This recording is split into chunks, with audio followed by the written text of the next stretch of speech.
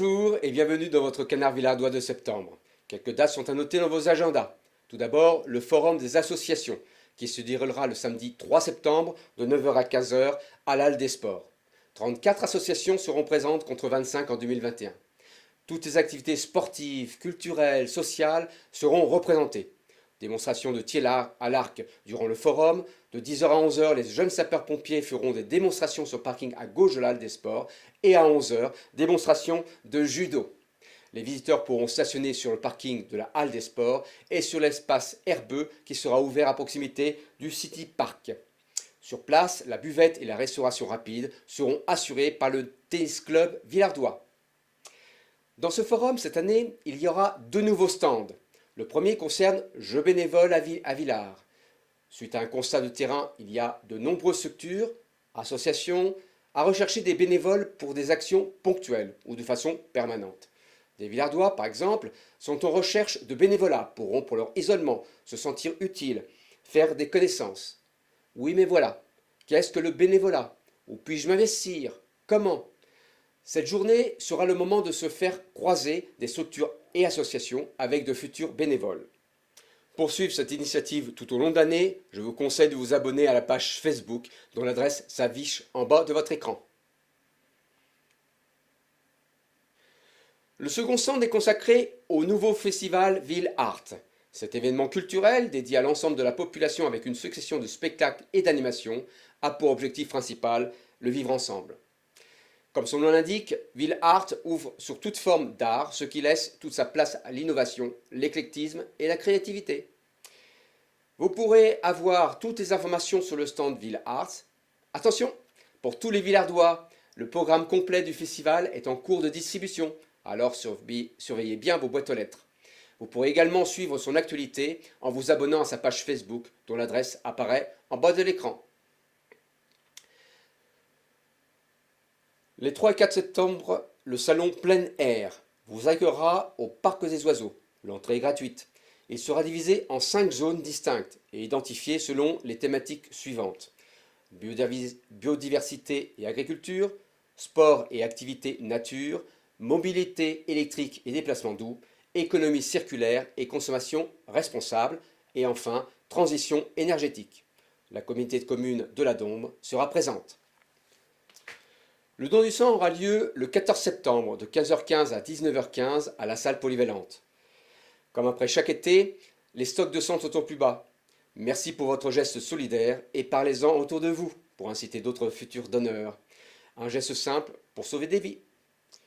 La vogue se déroulera le vendredi 30 septembre de 18 h à 23 h 30 avec le feu d'artifice à 21 h 15 offert par les forains sur le terrain en stabilisé au parc municipal des sports.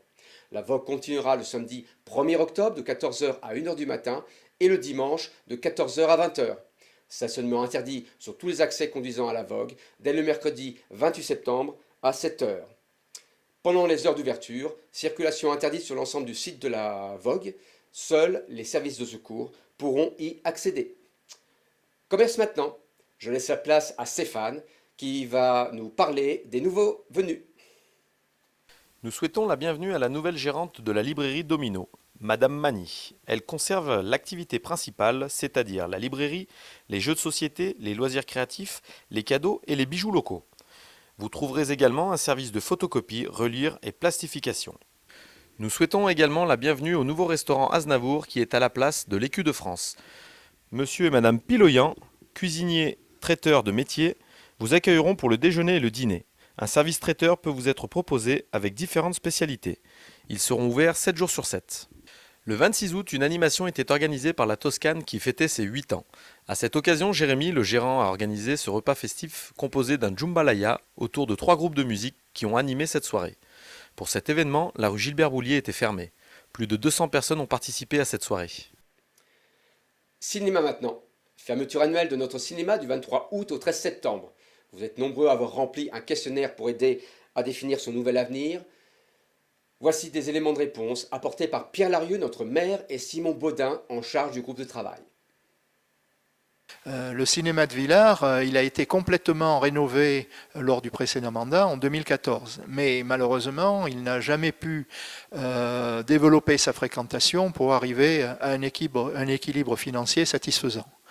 Aujourd'hui, j'ai souhaité qu'un groupe de travail se penche sur un nouveau choix de mode de gestion qui serait propice à améliorer son positionnement. Je tiens à remercier Simon Baudin qui a piloté ce groupe de travail avec succès et qui nous a donné des pistes pour l'avenir. Je pense que notre ciné est un atout majeur pour notre politique culturelle et qui ne demande qu'à être renforcé. Il doit devenir un site incontournable, connu, reconnu pour la qualité des animations qui y sont proposées. Je pense que diversifier son utilisation est probablement aussi une des clés du succès à venir. Il pourrait devenir un lieu d'échange, un centre de débat. Alors pour ce faire, nous allons nous orienter vers une délégation de service public avec affermage qui permettra de développer la programmation, d'améliorer la communication et l'attractivité du site et enfin de pouvoir se diversifier. Une enquête a été menée par le groupe de travail auprès de la population et cette enquête montre que des bénévoles seraient aujourd'hui prêts à apporter leur contribution au développement de notre cinéma et ça c'est une excellente nouvelle. Pour ma part, je reste très optimiste sur le devenir de notre cinéma qui aujourd'hui, comme je vous l'ai déjà laissé entendre, est réellement sous-exploité malgré d'indéniables qualités et surtout un confort remarquable. Bonjour à tous, juste pour vous faire un petit point sur le groupe de travail cinéma qu'on a lancé avec le conseil municipal tout début d'année 2022 avec 3 objectifs. Le premier, maintenir une offre de cinéma de proximité sur Villars. Le deuxième, assurer la pérennité financière de ce cinéma. Et le troisième, renforcer son rayonnement culturel sur la commune. Alors ce n'est pas 3 objectifs qui sont forcément faciles à mener de pair, mais en tout cas c'est l'ambition qu'on s'est donnée au niveau du groupe de travail qui réunit 7 conseils municipaux. Donc on a commencé à agir, alors que ce soit dans nos réflexions individuelles, dans des rencontres qu'on a eues avec d'autres cinémas pour voir comment imaginer la suite. Et puis on a souhaité aussi associer les habitants à cette réflexion. C'est pour ça qu'on a lancé un questionnaire sur le mois d'avril à destination des habitants, justement pour recueillir l'ensemble de ces besoins et voir des choses que forcément on n'avait pas en tête. Aujourd'hui, c'est plus de 700 retours qu'on a eu sur ce questionnaire, ce dont on vous remercie franchement parce que c'est une marque d'attachement énorme au cinéma, 700 retours, avec on va dire 3 enseignements majeurs à ce stade. Le premier, c'est ne serait-ce que le nombre de retours qui fait qu'on voit qu'il y a un attachement fort à la fois à ce qu'est le cinéma, au produit culturel qu'il est, mais aussi à la proximité qu'il a et à son accessibilité, notamment en termes de prix. Le deuxième enseignement, c'est que finalement des défauts qu'on sait du cinéma actuel, que ce soit en termes de stationnement, en termes de restauration, ne sont pas forcément rédhibitoires pour venir au cinéma.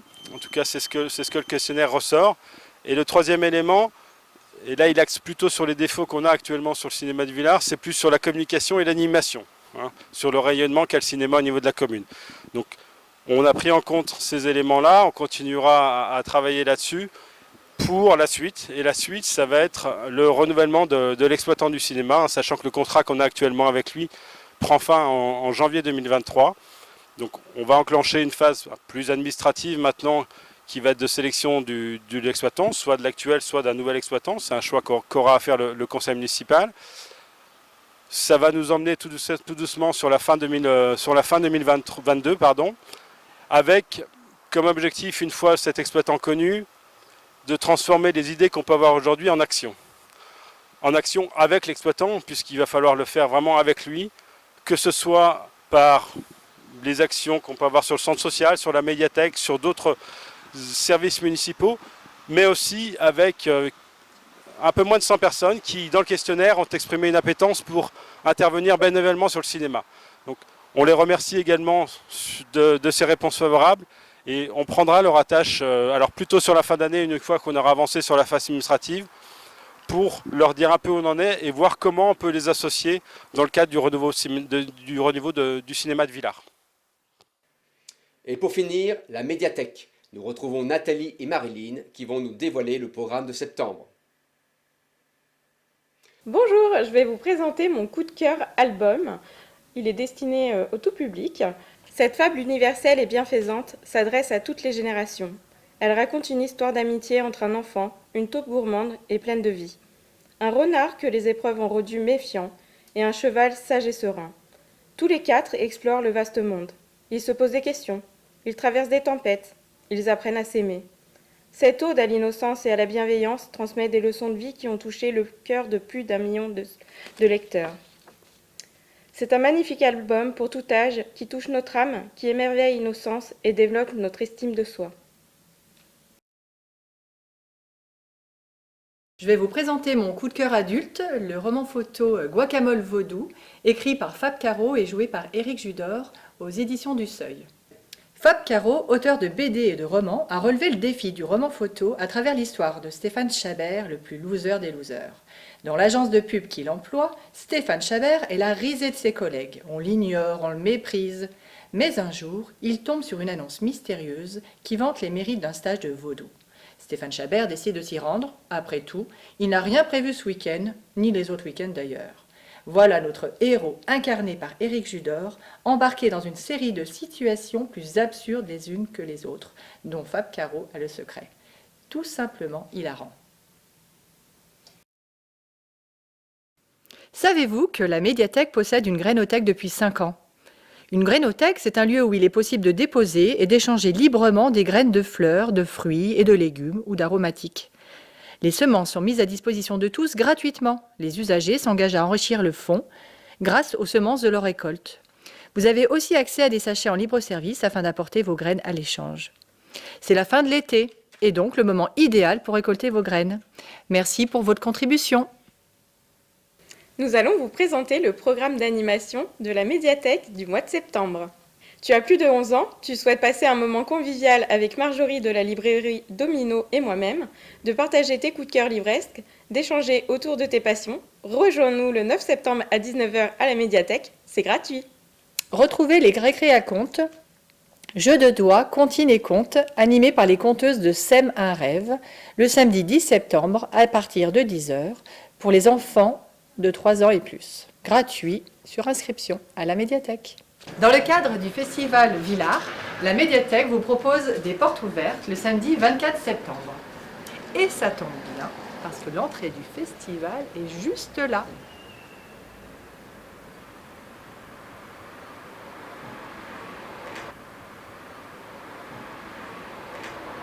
Notre édition s'achève. L'équipe de rédaction et moi-même souhaitons une excellente rentrée scolaire pour tous les élèves de Villars. Nous vous donnons rendez-vous dans le prochain Canard villardois d'octobre. Au revoir.